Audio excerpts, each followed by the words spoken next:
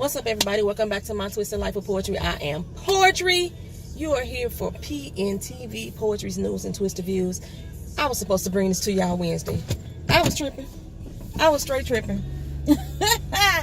Actually, my mother had a procedure done yesterday, so I took off work and took her to the doctor, and I spent the day over there at the hospital with her.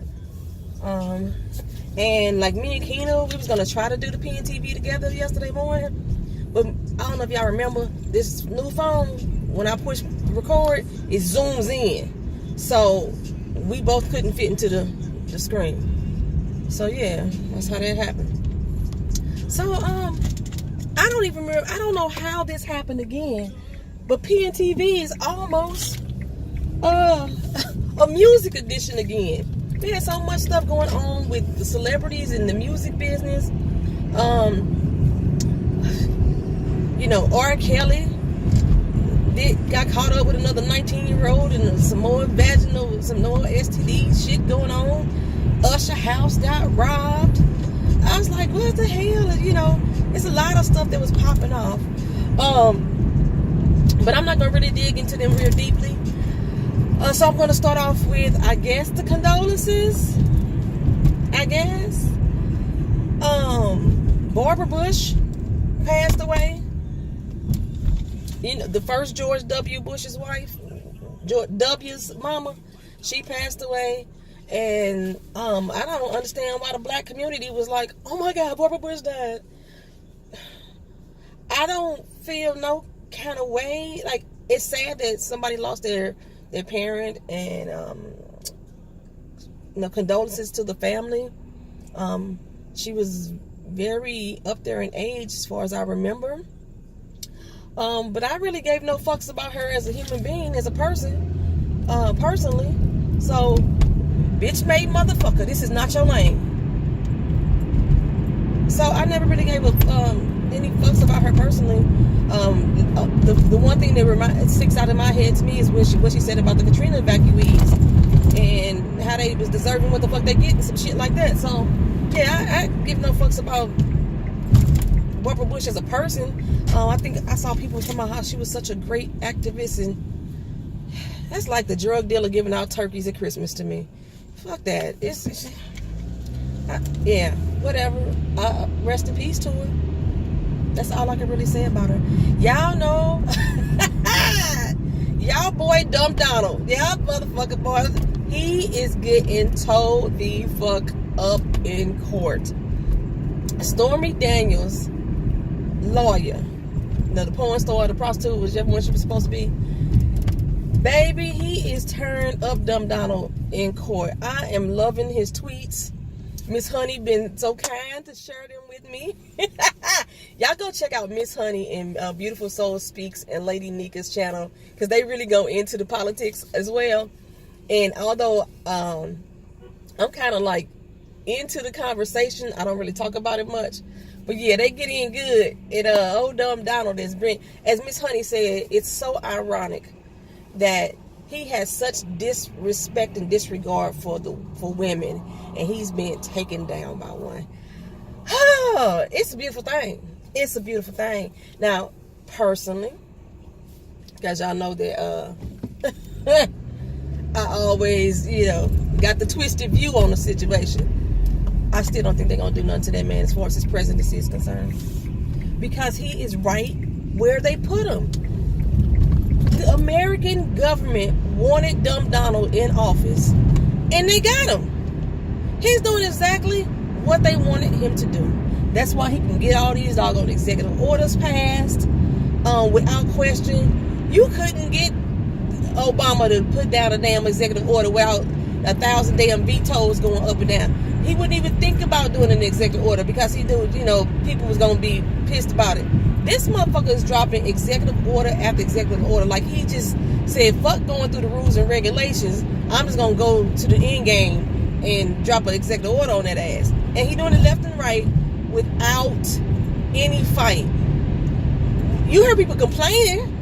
Ain't nobody really fighting that motherfucker on it. When you look at the actual votes, a lot of the damn Democrats who you thought should have been fighting him They ain't really fighting him on that shit for real. They just yapping off at the goddamn mouth. But yeah, he's an asshole. He's an asshole to the 10th power, racist bastard. And you know, I don't like to revel in somebody's demise, but I'm eating my popcorn while watching it, baby. Yes, I am. It's good, you know. That's how I'm feeling about it. But when okay, let's see what else happened. What else happened? Kendrick Lamar. Yo, Kendrick Lamar received a Pulitzer Prize for his album, Damn. Now, I'm going to be honest with y'all. I know what a Pulitzer Prize is, but when I first read it, my brain saw Nobel Peace Prize, and I couldn't figure out why the fuck Kendrick Lamar was getting a Nobel Peace Prize for Damn. And then I had to read it again. It says, no, damn it, Pulitzer Prize. And the reason why this is so significant as far as music is concerned is because there has been no hip-hop artist ever recognized by the Pulitzer Committee. So he is the first. And then he happens to be a black man on top of that, to be recognized by the Pulitzer Committee. And at age 30, go ahead on Kendrick Lamar for Damn. The album he didn't even get a Grammy for. He got a Pulitzer. Now, the Pulitzer Committee, they have been recognizing music, they recognize books, they recognize a lot of things. And normally it's like for classical music and jazz. Oh, I really got the shake on today, y'all. I apologize. I don't even know how to tighten that up. Everybody's dropping low. Hold on for a second. Ooh. That wasn't good. That ain't good at all. We just gonna have a shake on today. So, okay, so the Pulitzer Prize normally is given out for like jazz and classical music, of which I love both. And so, then they have, I know he's not gonna try to pull me on. Then they have big ass box. I think I'm gonna get. Oh, I thought I was gonna get pulled over. I was like, what the fuck? That cop was bullshit. This cop pulled out after me. 3 more cars behind me. He finna pull this dude over. That dude wasn't speeding. Yeah, well, he was trying to get me, but he can't get me. He can't get the girl because I don't speed no more. So back to what I'm saying. The Pulitzer Prize. Get focus. Focus. The Pulitzer Prize is normally given out for jazz and classical albums, but I think in 2007 they opened it up to rock and pop. So I believe that's why a lot of rap artists like Nicki Minaj was trying to be pop, because they wanted to open themselves up to certain awards such as this, and they can get pop awards for it. That's just a personal belief. As far as PR was concerned or management concerned, that's a good business move. So I'm not knocking them for it. So this is the first time that hip hop has been recognized, and they said, let me quote this while I'm looking at it. Let me say, this is what they said about his album. Kendrick Lamar album, Damn, is a virtuosic song collection unified by its vernacular authenticity and rhythmic dynamism that offers affecting vignettes capturing the complexity of modern African American life. Basically, they saying this motherfucker's dope as fuck. That's basically. I love when people use scholarly words. They use a whole lot of big words to say his album is dope as fuck. I actually have still I think I listened to Damn all the way through when it first came out, but there's like only maybe half of the album that I like really listen to on repeat, and the other ones, if it's playing, I ain't gonna cut it off, but it's like a half of the album that I could bump on repeatedly. I forgot what's my train of thought. Oh my gosh. Like in 2017, in the music business, in the music industry, R&B and hip-hop music was the most consumed genre of music and produced genre of music. You know, all the white folks started hopping on that R&B soul vibe. It became the most produced and most consumed by the consumers genre of music ever in any year. If they go back to any other year, it has the most validity now. So it's high time for the Pulitzer organization to recognize someone of this caliber. In addition to that, like, I actually would have gave it to him for the Black Panther soundtrack, though. He wasn't rapping in all the songs on the Black Panther soundtrack, but as far as like a production of music, I think the Black Panther soundtrack just really tops Damn altogether. But Damn is loosely based off of things that Kendrick Lamar has seen and done in his life. I think when he said that his fame, though, has really got him disconnected from his community, which he grew up in. So he tries to go back home and always like be a part of the community, because it's a double-edged sword. You want to be down, but then you get all this fame and these accolades, and that takes you out of the hood. And nobody with big bucks wants to keep living in the hood unless they build up the hood. I mean, you can do that. And I think he does a lot of programs and everything like in the hood, like Chance the Rapper does. He does a lot for Chicago, and even though what he does still hasn't changed the poverty levels as much as you would have hoped, based off of how much he does for the community. And so yeah, I think this. Go ahead on Kendrick Lamar. I was saying, I was like, damn Kendrick. I was like, I know he's gonna be so tired of people saying damn Kendrick because his album's named Damn. Yeah, but he did a good job, Kendrick Lamar. Kung Fu Kenny, K Dot, what all them other damn names that you got. Congratulations. Okay, so I'm almost at work, so I'm gonna get to this real quick. Coachella. All right, so Coachella. I didn't watch the whole thing. When we was riding in the car, I got to hear The Weeknd. I thought he sounded awesome. I love entertainers that sound exactly like they do on the record. The Weeknd was clowning on the radio when I heard it. Daniel Caesar, love me some him. He was sounding good on the radio too. That's the only two I heard on the radio. Is it B Love Scott? I love B Scott. Put up Beyonce's performance on her webpage. So I'm gonna get back to that in a second. Amine, he sings this song Caroline that I love. Y'all know I love Caroline. Thick as fuck. Oh yes, okay. So apparently in his performance, because he came on real early when the seats were still empty and shit, he came on his performance, and in a lot of rappers rap, they say the word nigga all the time, and his whole Coachella is mainly white for the most part. Majority of the people are white in there. I found out that he did a whole clip a whole segment when he gets to the word nigga in his song. He says, if you ain't black, you can't say the word nigga. I was like, oh my God. Apparently he's done this before, and it was just hilarious for me. It was hilarious to me for me to see all the white people in the audience just stop like, oh my God, I can't say that word. No, motherfuckers, you can't say that word. How many times we gotta say that? There's no exception for you. Well, I can't say it's true. I think if you're quoting back someone specifically, you're in the dialogue and you're saying, he said such, it's just stupid for me to exchange out the say N-word. I just think that's so stupid. And like I told y'all before, we as black people, I don't think that we should be using it either, but we are conditioned to use it as well. And a lot of people like to use it as a term of endearment. If you ever hear me say it to anybody, it's not a term of endearment coming out of poetry's mouth. I'm intended to be disrespectful in some form or fashion. Even when I do my reviews or recaps, even though it's all the fun, if I say it, I'm being disrespectful to the fake character. I'm just letting you know. And yeah, I know I need to watch my own mouth on that, but yeah, that was I found that shit hilarious. It's on my Twitter page if you want to see it. Their face was like, oh my God, I can't say that. No, you can't fucking say it. Don't think you can say it just because it's in a rap song. Skip over it. Mute yourself. Act like your mom and your daddy around when you want to say cuss words and you hear the rap song come on and the cuss word in there, but your mom and daddy in the room, you don't say that shit, do you? No, you blink your own self. Do the same thing when the word nigga play in a rap song. Okay. Cardi B. Y'all know she performed. And Cardi B was twerking.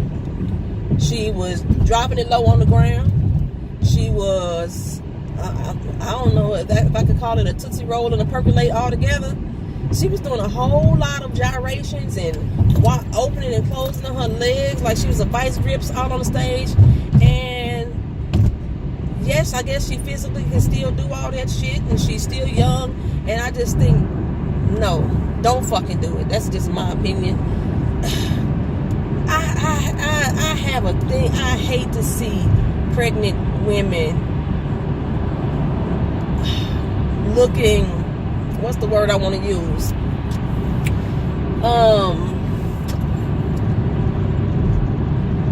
Stripper bopping. That's what, acting like a fucking stripper on stage and doing like really egregious dance moves and overtly sexual dance moves. You can still be sexy pregnant. I ain't gonna say that. I can say, and you can still shit. I guess you can still twerk, but the bending over, you want to do the 630? Dancers know what that is. Y'all want to do the 630? That's just like, come on now, come on ma, chill. At some point, you gotta say, I'm a pregnant mother. Y'all can say I'm slut shaming or whatever the fuck if y'all want to. I am if that's the case. No, sit your monkey ass down.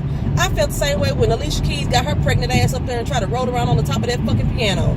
No, sit it the fuck down, bitch. You're pregnant. I didn't like it when Beyonce did it with her last year when she was dancing and dropped back in the chair and all that shit. I didn't like that shit either. No, sit it the fuck down. Moving on to Beyonce. Y'all know that I'm not what y'all call them stands. I'm not that person. I like Beyonce's ballads. Anytime she does a ballad, for the most part, I'm with it. I can rock with it. I would turn it up. I am not a fan of her more upbeat, up-tempo type of songs. I haven't been much of a fan of that since she left Destiny's Child. Some of them I can still rock with. Dangerously in Love, though, I did like that. Damn near that whole album. Maybe it's like one song in there that I couldn't stand. But she put on a hell of a performance. Beyonce is indeed an motherfucking-tainer if she ain't shit else. She's an entertainer. I had to give her that. She had a motherfucking whole marching band. I never knew marching band had violins though, but they had violins. Maybe a symphony orchestra. She did a step show. That was the worst part for me, was the steppers. I didn't like the steppers at all. I liked the routines when she and the women dancers did the step routines, but the guys themselves, I just wasn't feeling them. I did not watch the whole thing. I am just at the point where Jay-Z came out, because it was 2 hours long. She mixed in a lot of her old music, some new music. She did reggae, she did rapping. I cannot stand her growl sing. I don't know if she's doing it when Ike Turner told Tina, do what I'm feeling. It's just growl. Yeah, I don't like that from Beyonce. It don't sound good to me. But like overall, the performance was really, really good. It was a great entertainment. Like I said, I'm just now getting to the part where she's bringing out other people, so I can't really comment on them yet. So maybe when I pick up Kina later, then we can go ahead and comment on that. But when she brought Lay Twins out to dance, baby, I love me some Lay Twins. They was getting it. They gave me the life that I need. Where in the fuck is my truck? They gave me all that I needed.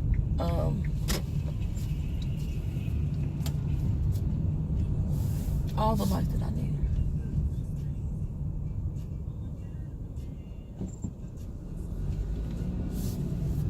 So yeah, that was on point for me.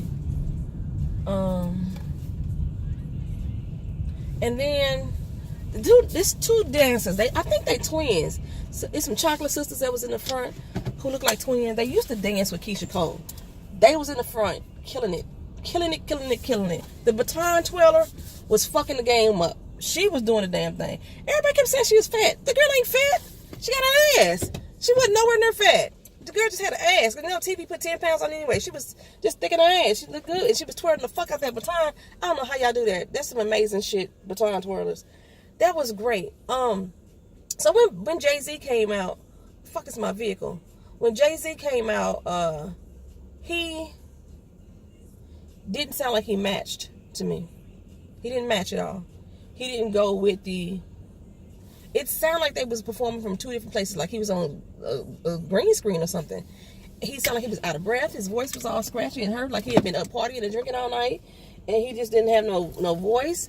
And then, or maybe his mic was turned down too low. I don't know, but Jay-Z didn't match. He didn't go well with me. And I'm not a big Jay fan either, so his music don't really bump for me either. So, but But overall, that was a damn good performance. I gotta give it to her. That was a damn good performance. And people was arguing about her and MJ and whether she's the greatest performer of all time. No, stop, sit down. No, she's not. And y'all know I love Prince over I love MJ anyway. And no, Beyonce does not have MJ be out. She's in her own motherfucking lane. That's it. But as far as right now, I'm gonna say she's on MJ's level as being the top right now. But at his level, that's what I'm saying, no. But as far as like being the top performer right now, like MJ was in his prime, yes, Beyonce has that. I'm gonna give that to you. So yeah, I need to get into work because I don't see my vehicle that I need to do my job with. What the fuck is it at? And yeah, I might come back later with Kina after I pick her up. She got to go up to her job and fill out paperwork and stuff like that. I don't know why I got this little thin ass jacket on. It's cold. I'm gonna have to come out here and get my coat or something. I will talk to y'all later. That's probably was more I was gonna talk to y'all about, but I don't know. Especially after I finish watching the rest of the Coachella, I'll be able to talk about more because I heard This Child came out, heard Solange came out. I don't know who else supposedly came out that she brought out, but we'll see. Talk to y'all later. Peace.